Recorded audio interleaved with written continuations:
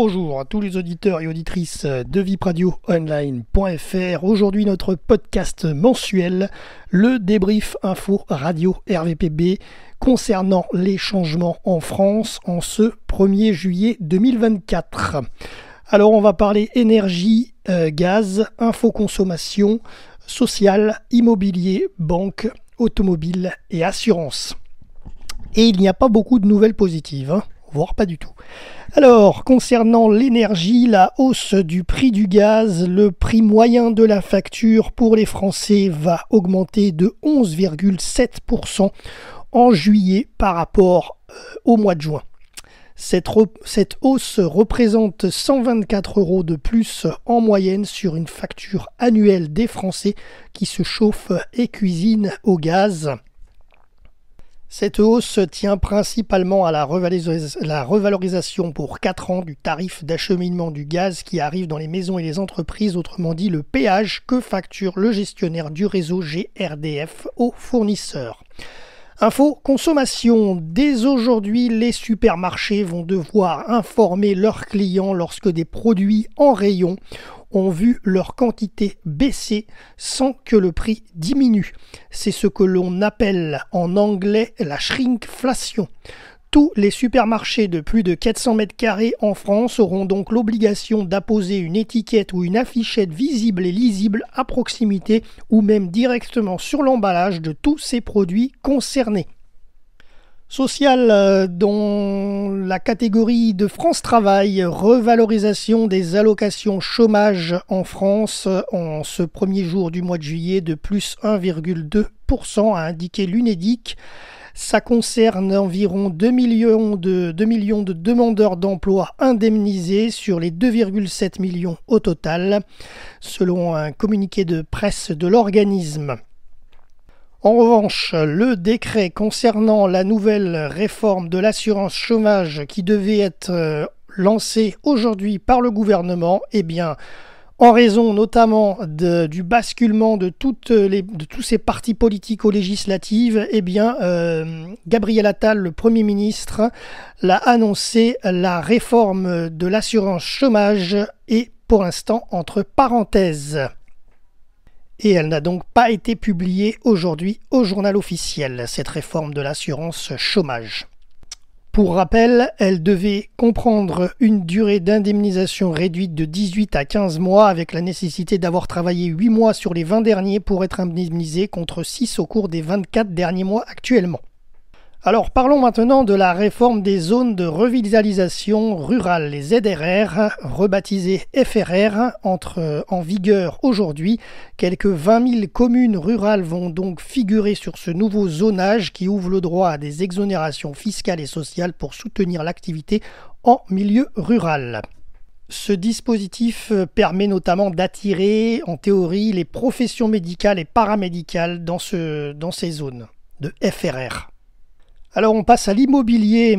Les simplifications dans le calcul du nouveau diagnostic de performance énergétique, le DPE d'un logement, entre en vigueur, installé, rappelons-le, en 2006. Le DPE classe les logements de A à G en fonction de leur consommation d'énergie et depuis 2021 avec leur impact sur le climat. Face aux complexités et biais de calcul concernant les petits logements de moins de 40 m², le ministre de la Transition écologique, Christophe Béchu, a annoncé en février donc une correction de calcul qui est donc effective dès ce mois de juillet. Cette modification doit donc sortir 140 000 logements de la catégorie des passoires énergétiques F ou G, un changement qui a son importance puisque depuis janvier 2023, la loi interdisait la location des logements les plus énergivores classés G+, et que cette interdiction sera donc étendue à partir du 1er janvier 2025 à l'ensemble des logements classés G. Donc à partir d'aujourd'hui, si vous êtes concerné, vous pouvez télécharger l'attestation remplaçant la première page de votre DPE par une éventuelle mise en vente ou location. Voilà, en tous les cas, vous l'avez compris, cette simplification du DPE, elle est allégée. En banque, concernant l'épargne, le plan d'épargne Avenir Climat est ouvert exclusivement aux jeunes de moins de 21 ans et mis en place. Il doit leur permettre de dédier une partie de leur épargne française au financement des projets bas carbone pour l'industrie dans le cadre de la loi sur l'industrie verte, dont l'objectif est de réindustrialiser la France tout en favorisant la décarbonisation. Et le plafond de ce plan épargne climat pour les jeunes qui seraient intéressés est limité à 22 950 €. C'est le plafond du livret A. On passe à l'automobile. L'ensemble des véhicules neufs mis sur le marché et immatriculés pour la première fois doivent désormais être équipés de l'AIV. L'AIV, l'intelligence, système d'adaptation d'intelligence. Je ne vais pas y arriver. AIV, c'est le système d'adaptation intelligente de la vitesse destiné à aider le conducteur à maintenir la vitesse autorisée sur la route. En gros, c'est une boîte noire. Et d'ailleurs, depuis 2 ans, il est déjà obligatoire sur tous les véhicules neufs nouvellement homologués en France et en Europe. Et là, ça devient une obligation légale en juillet 2024. Concrètement, l'AIV vous informera de la limite de vitesse et de vous avertir en cas de dépassement de celle-ci sur la route et l'autoroute pour les véhicules équipés.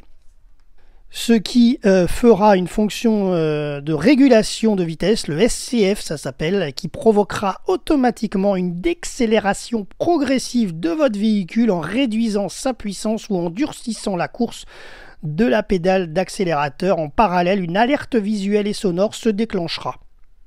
Alors, ce système est rendu possible grâce à la détection des panneaux de signalisation par des caméras embarquées ou à l'aide du système GPS du véhicule. L'objectif final, bien entendu, vous vous en doutez, c'est de réduire les excès de vitesse et les accidents sur la route. Et du coup, votre voiture vous incitera fortement en appuyant sur notamment la pédale d'accélération pour vous faire freiner. Voilà. Et on termine avec la partie assurance. Les assurances auto et habitation augmentent de quelques centimes ce lundi, pratiquement 1 € même, on pourrait dire, en raison de la hausse de la taxe attentat. Cette taxe qui permet de financer le fonds de garantie des victimes des actes de terrorisme et autres infractions va augmenter de 60 centimes. Alors oui, non, c'est pas 1 €, c'est 60 centimes précisément, pour passer de 5,90 à 6,50. Donc toutes les assurances passeront à 6,50 sur cette taxe attentat, ce qui entraîne une hausse pour vos contrats. Voilà, c'est tout concernant ces changements en France au 1er juillet 2024. Nous vous souhaitons un beau mois de juillet, bien entendu, et rendez-vous au mois d'août pour un prochain podcast des changements en France. Jérôme, RVPB, vipradioonline.fr.